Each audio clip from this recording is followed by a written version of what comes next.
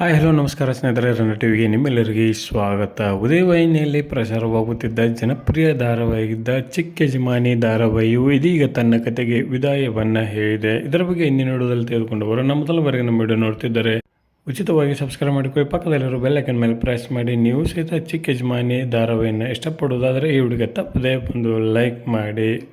KM ಚೈತನ್ಯ ಅವರ ಕಥೆಯಲ್ಲಿ ಮೂಡಿಬರುತ್ತಿದ್ದ ಚಿಕ್ಕ ಯಜಮಾನಿ ಧಾರಾವಾಹಿಯು ಸಾಕಷ್ಟು ಪ್ರೇಕ್ಷಕರಿಗೆ ಇಷ್ಟವಾದ ಧಾರಾವಾಹಿಯಾಗಿತ್ತು.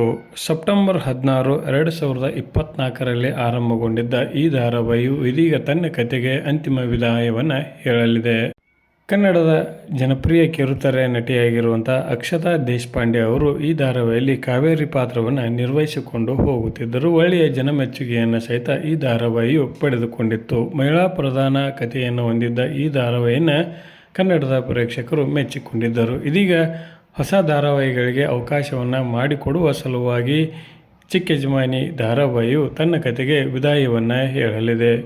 ಕೃಷ್ಣವಂಶಿ ಎಂಬ ಹೊಸ ಧಾರಾವಾಹಿಯು ಉದಯವಾಹಿನಿಯಲ್ಲಿ ಆರಂಭವಾಗುತ್ತಿರುವ ಕಾರಣಕ್ಕಾಗಿ ಚಿಕ್ಕ ಯಜಮಾನಿ ಧಾರಾವಾಹಿಯು ತನ್ನ ಕಥೆಗೆ ವಿದಾಯವನ್ನು ಹೇಳಿದೆ ಎಂದೇ ಹೇಳಬಹುದು.